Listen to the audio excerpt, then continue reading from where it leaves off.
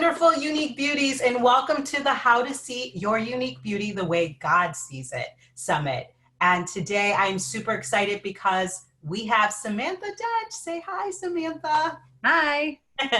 So Samantha is an entrepreneur and a licensed esthetician for a couple decades now, and an entrepreneur for about a decade. And she just has such a passion for skin, and she is starting a beauty movement. So can you tell us a little bit, Samantha, about the beauty movement? Yes. Thank you, Jamie, for having me here. It's such an honor to be here. And I love what you're doing with the summit. And I'm really excited that everybody gets to change their lives and you get to impact people in a positive way. So thank you so much for letting me be here today. Oh, it's an honor to have you. Thank you, Samantha. So with my movement and with this whole skincare that I've been a licensed esthetician for 17 years. I started my business in 2010 when my son was little, and I didn't want to be gone all the time. I wanted to be home with him, and I didn't want to be working nights and weekends and just have that time away from my family. So I started my own skincare business. And one thing that really set me apart is that was the time when there was a spa and a salon on every single corner. And I knew I wanted to be different. I didn't want to be like every other salon and spa. And so something that really resonated with me was the fact that we could change our skin and we could change our health through our inside out. And so I've personally worked on that myself. I've had to cut out and eliminate a lot of the inflammatory foods over the years. And it helped me cure my own adult acne, which I was a teenager. I had beautiful skin. It wasn't until an adult that I started suffering from acne. So it's been a great journey, a lot of learning, but a lot of internal wellness. And I feel like even our mindset, our stress levels, everything that we put into our body, it reflects out through the skin. So knowing that, that's how I approached my skincare business. And over the years, just my struggles with acne reoccurring and just, going through certain life circumstances where you kind of set yourself back and that added stress comes back and you just don't eat well.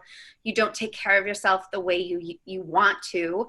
And it shows up in your skin. And so now I'm inspired to help women take control of their skin through the foods they eat, through their mindset, through their stress levels, and even sleeping. So skincare, we think, oh, just put stuff on your face and you'll eventually make it go away. No, it goes beyond that. It goes inside. And so if we feel ugly and we feel like our skin isn't good, then we're never going to change it. And so that's the kind of movement I want to create. I want to create this abundance of women that learn how to take control of themselves and their lives, because when you look in the mirror and you have bad skin, your self-esteem goes down because you think, oh, look at those acne breakouts, or, oh, look at that dark spot. My skin is so dark in certain areas. And then you feel the need that you have to hide it behind makeup. A lot of women can't even leave the house without putting a whole face of makeup on. And it's so sad because we don't have to come out of our houses like that. We should be able to look at ourselves, see past the flaws, and know that deep down inside, we're beautiful no matter what. Wow. And so I just want to inspire women to take a good look at themselves and just know that you can feel good. And when you do feel good, when you look in the mirror, your confidence soars. And when you're a confident woman, you can take on anything in this world. Yes, totally. I love the way you talked about how, it's your beauty works from the inside out. I mean, you're finding that in the skin as well. I love the way you talked about, stress factors, when we're not taking care of the things that, like, the emotional side, the deep side, the intimate side inside of us, how that has effect to the external. And I know in my own walk, in my own journey in this movement of inner beauty movement, I've come to recognize that external beauty is actually elevated. It magnifies.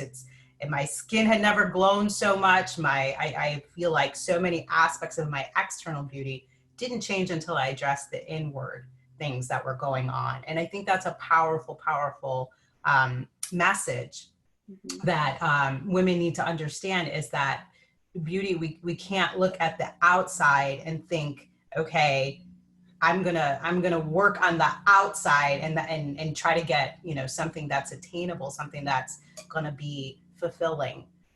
So speaking of that, so in the summit, we're talking about sifting out surface level beauty that's no longer serving us. So I'm really curious, since you've been esthetician for almost two decades now, what type of surface beauty do you see in your clients, and how does that affect them? Yeah, I see a lot of, especially now, a lot of women are coming to me in their like late 30s, early 40s and 50s, and they don't like their wrinkles. They want to get rid of it, but they're scared of Botox. They're scared of lasers. They're scared of facelifts. They don't want to take those drastic measures because they want to feel beautiful, and they still want to have like a natural look to them without being paralyzed and frozen and have that like surprise look that we see in a lot of celebrities. So I've actually found this treatment called microcurrent, and it teaches your face muscles to lift and tighten. So it's a natural treatment, and it gives a woman the ability to still have like softer wrinkles, softer fine lines. It lifts and tightens the skin in a good way, but without, you know, being like super tight and super frozen, like what we're used to seeing in celebrities. You know, and just to be able to give someone that, you know, in a natural way, it's like going to the gym for our face. A lot of women, especially these women clients that come into me for these treatments, they eat well, they exercise on a regular basis, but they're like, I just don't like the wrinkles that I'm seeing. And so this is another alternative for them to enhance their beauty and feel more confident, because when they look in the mirror, they do see their wrinkles, but they're not as pronounced. I see. So they're feeling, so when your clients are coming to you, they're looking at their external beauty, they're looking at their skin, and they're being defined by it. They're feeling less confident. So that's something you're seeing pretty consistent, like when clients are coming in. So, because that's your specialty, so you probably get a lot of women in that boat that you're talking about, right? Yeah. Okay. Absolutely. And in your own journey, I'm just curious, with beauty, how has Christ changed your perspective of what your beauty looks like? When I first got into the industry, I was working for a medical spa. It was all medical. It was all like harsh, aggressive treatments. And it didn't feel right in my heart. What I was doing didn't fulfill my passion. I felt that there was more to what I needed to learn, and there was more I needed to do in order to serve my clients right. And I'll tell you a little story about a couple years back. I worked with this business coach, and you know, her approach to my business was different than my philosophy. And I realized recently that her philosophy and my philosophy was different. When I tried to change who I was and who I was showing up for my clients, I actually almost lost my business. I almost had to close my doors. I was at the point where I was like, I need to go get a real job. I can't do this anymore. And then when something inside of me shifted, and this is around the time I was going through my divorce, I had just started to dig deep in my heart, and I really started to turn to Christ for help. And I feel like around that time, you know, my life started to turn around. My business turned around, my life turned around. You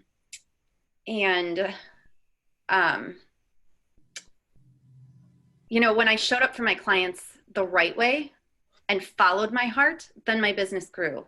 And then I was able to serve clients the way I wanted to serve them, because I was following God's plan for me. Yes, yes. See, that's what I love about Christ. You know, we come to him and we talk to him about beauty. And, you know, I know for me personally, when I was going to God and asking him, am I beautiful? I was expecting like the perfect, like beauty treatments and lotions and all this kind of stuff. And he started talking to me about purpose. He started talking to me about intention.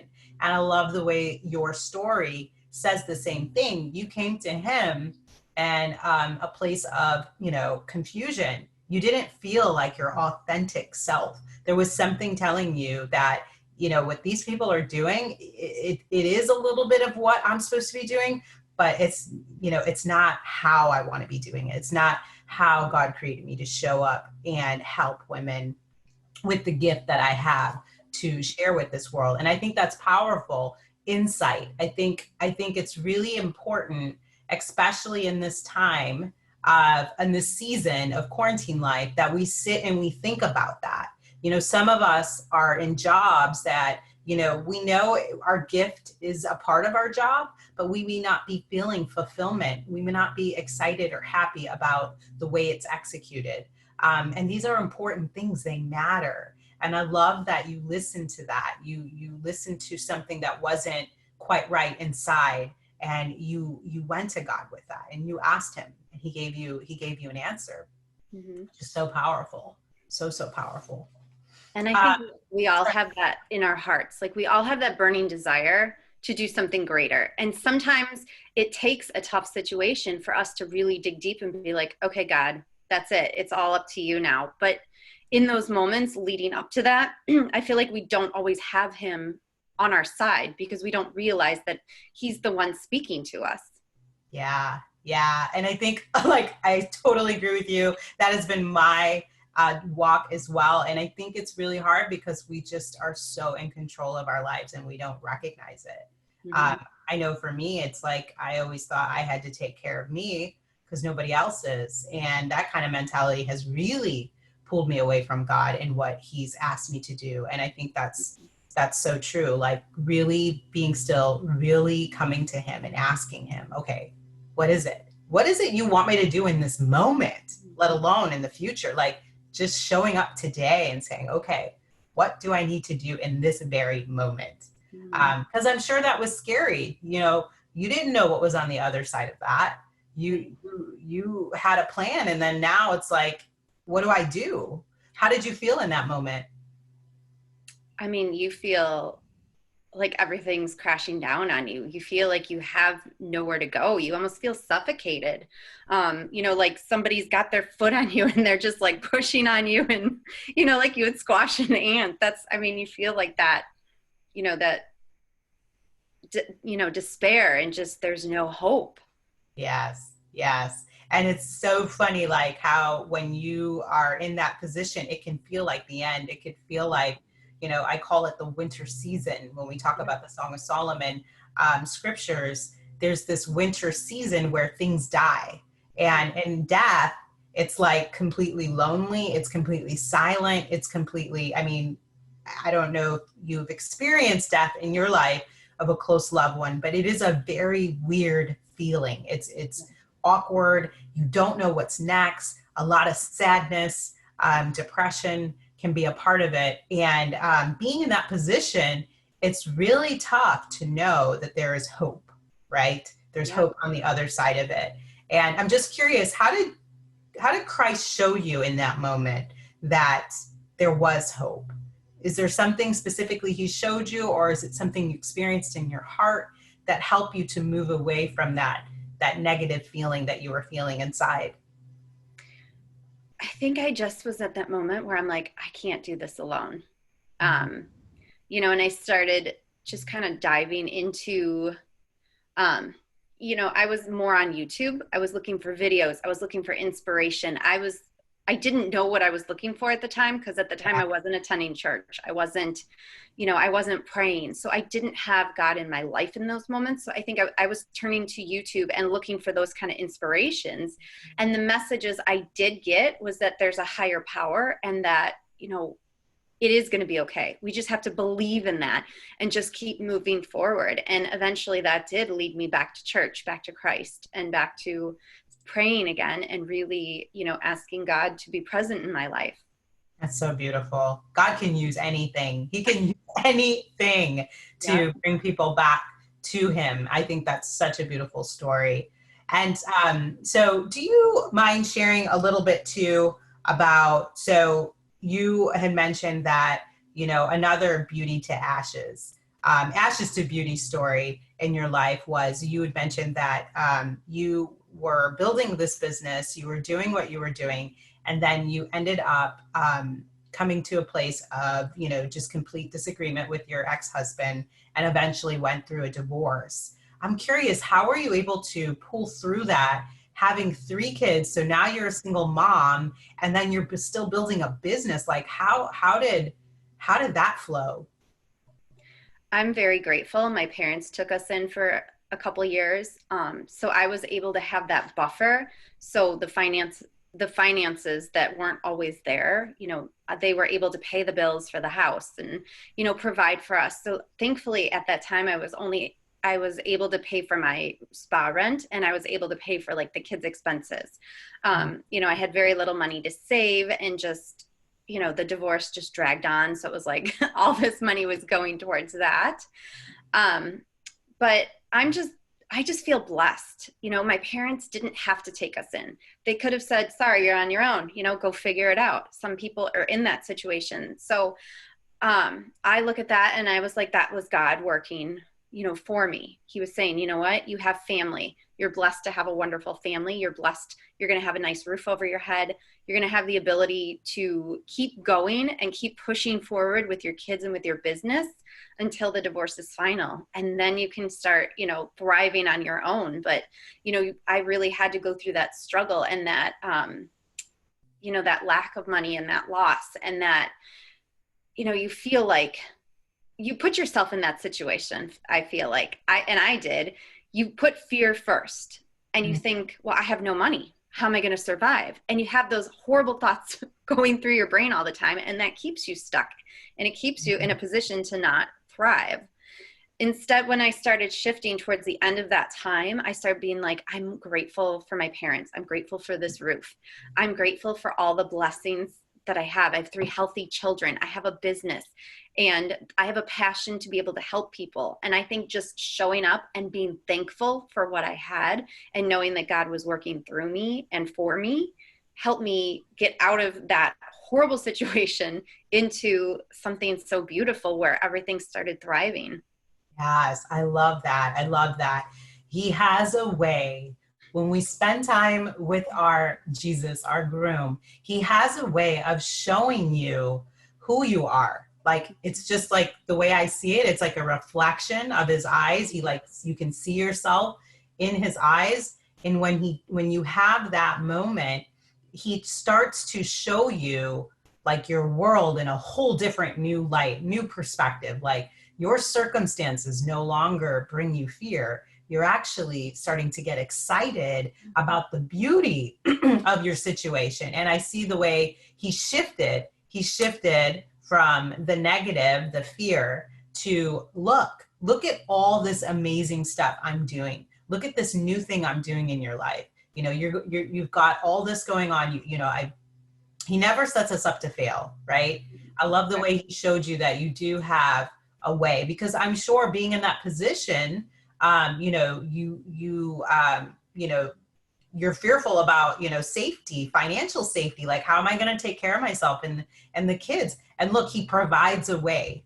He provides a way. He's our provider. And it's such a beautiful reminder that we don't provide for ourselves. He provides for us. And he did that. He opened the path for you, and you were able to move in this direction where once you saw that, you were in a safe place to start believing in yourself and seeing hope and seeing the beauty that he is, creating in your journey. I think it's so powerful for us in this moment, in this time, to step away from the fear.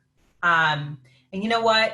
Even with fear, you can walk through it with him. You don't have to be this perfect person to show up in front of Christ. No, he wants to walk through that fear with you. And if that's where you are in today, I just want to encourage you, Unique Beauties, to do that, to just let him walk with you through the fear so that he can start to show you a different narrow path that's available for you. And I think your story is so powerful, and how you just, awakened, and your story, you just keep awakening and awakening and awakening. And it's like this beautiful thing to witness in your life. So tell me recently, about you started a summit, and it's the Vision of Hope Summit. Yeah. And we'll definitely keep a link in here because it's going on now. It'll still be going when this interview gets aired. So you can definitely check that out. But I love the story about how you came to the idea of even doing this summit. Do you mind sharing that? Absolutely. So as a lot of people in this situation, I was, my business was shut down in March. And a lot of people I know turned to fear. They were angry, they were frustrated. And I remember sitting in my treatment room on the last day of work thinking, this is a good thing. Like, I have time now to do something I've always wanted to do deep in my heart. And, it was a loss. I'm not going to lie, not being able to go to work, not being able to touch clients and, really help them. I did feel like almost like death, like you said. It took a part of me away. And I paced around my house for probably 3 weeks, feeling sad, feeling like, now what? I knew that I was meant to do something, but I also had that like negativity around me. And so I decided, I'm like, I'm not going to let this take me down. I'm just going to keep my head above water.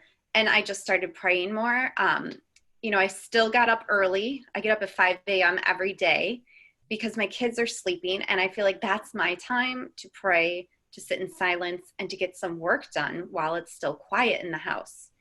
And one morning, I think I had been, asking, like, I need to know what to do next. I need to know what to do next. And it took me a few days to get the answer.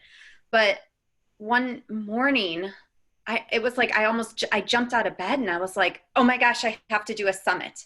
It was like God was like, all right, this is what you're doing. Let's do it. And I literally was like, that day I got up and I put it out there to a couple of message boards. I contacted some friends and people that were inspiring to me. And I set out to have 15 people because I'm thinking, this is my first summit. I don't know what I'm doing. I've never done anything like this before. I'm a licensed esthetician. I work one-on-one with clients. So I'm like, you know what? 15 people, that sounds great. We'll start it in April and, we'll do 15 days. All of a sudden I had 20 people show up. And so other people were coming out of the woodwork and they're like, I'm interested. I want to hear more about your summit. So then I'm like, you know what? Let's see how far this can go. I have 32 confirmed speakers. And so we started May 1st and we are going until June 2nd. And I think because I showed up, I listened to God and I'm like, you know what? I'm going to do this no matter what. It was the scariest thing I've ever done. I've never done an interview before in my life. But just showing up and knowing what my purpose is and what my mission is to help others right now, because everybody's home, people are struggling, people aren't working, so they might be feeling like they have no purpose or passion in their life. They're getting sucked into social media and the news, and this negativity is overtaking their life. And so this summit is a tool to help you feel like you have hope and feel like you don't have to be alone, because we're all in this together. And I just want everybody to feel supported during this time. And I'm just so grateful that God downloaded this and put this on my heart, because it has been such an amazing journey. And I love being able to share and spread this word. It's almost like, I almost feel like God's taking his arms and wrapping it around people and just kind of pulling us all in and giving us like that nice security blanket to keep us safe. I love that visual. That's so beautiful. And what I love is it's so amazing how our passion will ignite our purpose. And I see that in you. And I see that in this Vision of Hope Summit. And thank you I'm a part of it as well. Thank you for letting me be a part of it. You did an amazing job with the interview. Thank you. And you that's the thing, your passion, ignited you. You said you woke up like, I got to do this. And you took action because your passion was like ignited. And that came from Christ, right? That came from you spending time with him, being still. Yes, you were in a place of uncertainty. Your whole life changed in front of you. You no longer could go and see your patients at work every day. And so he ignited in you your passion. He reminded you of why you're here. And it's not your circumstances that dictate that. That's never going to change. Your passion is still in you. It's just going to look a little different right now. And the way you jumped up and was like, okay, I'm showing up. You had never done a summit before. And you just mentioned that was hard. That was scary. How do you do this? How do you, execute all this? There's so many questions, but your passion was so ignited that wasn't even anything you were thinking about when you took the action. And so I love the way now that you're walking in it, the purpose is coming through because it's serving other people. Your passion is for you, your purpose is for others, and it's totally serving so many people. I've been in your community, A Vision of Hope, and it is such a community. There's so many people coming around, locking arms. They're excited about the future, despite all the chaos that's happening in this COVID-19 pandemic. So I think that that's a beautiful demonstration of how God works with inner beauty. So, beauty is multidimensional. It's part of your purpose, part of your passion is your beauty. And I think you displayed that so well when you listened to him, when he told you, hey, look, I have this for you in this moment. And you're so excited, like you're on fire. I'm like, I feel like this is just the beginning. Like there's something, this is going to take you in a whole new direction. And how does that make you feel in this moment? It feels really good. Especially when you look back and you think of like where I was a couple years ago at this time, during my divorce, when I was like, I felt like I had no purpose. Or even when I was married, I felt like there was no meaning I had my children, so don't get me wrong, I had meaning, but I also felt like there was no higher purpose at that time. I wasn't fulfilling, something inside of me. And now that I have this, it's lit me up inside, and it's giving me that drive. And it's like, I can do this. And now once I start, it's like, you can't go back. You can't stop. You just have to keep going. And so you literally like light your own fire, because you're like, I can't let people down at this point. They're all depending on me. And I'm the one putting it all on. So yeah, I think it's so beautiful. I think that's what inner beauty does. It satisfies. I think surface level beauty pacifies, but inner beauty, it actually satisfies. And I love the way you say that, because once you experience it, you're always going to feel like there's something more. If you try to go back to the old way, I'm talking about surface level beauty, like if you try to go back to your old thinking about beauty, surface level, it's always going to feel like something is missing. You're always going to feel like you're just missing out on something. Mm-hmm. And once you experience that deep inner beauty, that passion and that purpose, there is no going back. No. You'll be depressed. You'll be so depressed because you have already experienced that igniting of passion. And it's like, there's nothing like it. Nothing like it. That's so cool. I'm so excited for you. Thank you. So as we wrap up this interview, I could go on for hours and hours, but we want to make sure we're being mindful of people's time. Of course. What's one takeaway you would like to share with the ladies at the summit in regards to being still, how to really maximize their time right now while we're staying at home before we go back into our new world? I would just say, be still, even if it's like 2 minutes a day. If you're somebody that's just getting started, or you're just starting to build that relationship with God, take 2 minutes, and then expand that to 5 minutes and 10 minutes, work with where you are. I had one of my speakers in the summit. I loved what she said. She was talking about how she meets clients where they are. Mm. And I think that was such a powerful statement, because we think when we're trying to start something new, we have this whole grand plan and we're like, we're going to do this and do that. And then we get frustrated when it doesn't happen, because we're trying to change our entire life at once. And so I think if you just start right where you are, go inward, take 2 minutes a day and just be still. And if all it takes is just sitting in your bedroom, taking 5 deep breaths, and just concentrating on those breaths and saying, God, help me, show me what I need to do. And, the answer is not going to come right that day. For some people it will. For me, it took me several days before the summit came to me. I paced around my house for 3 weeks feeling sorry for myself.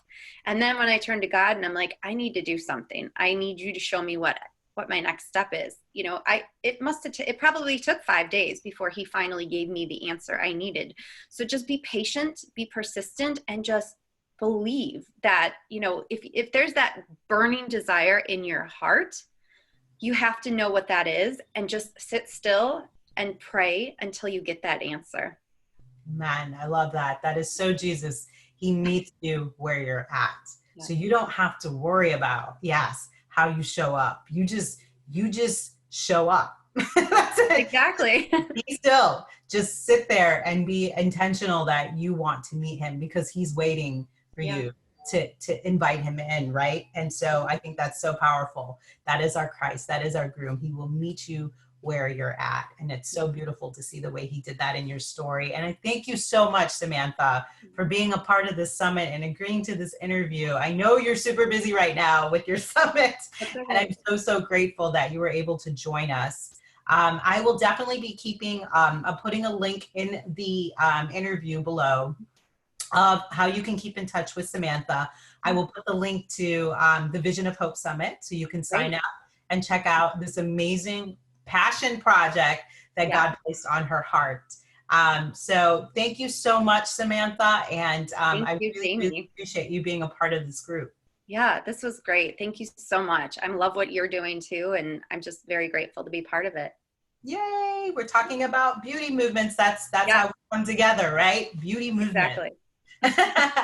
All right, ladies, thank you so much. I hope you enjoyed today's interview, and I will be seeing you at the next interview. Yeah. Bye. Bye.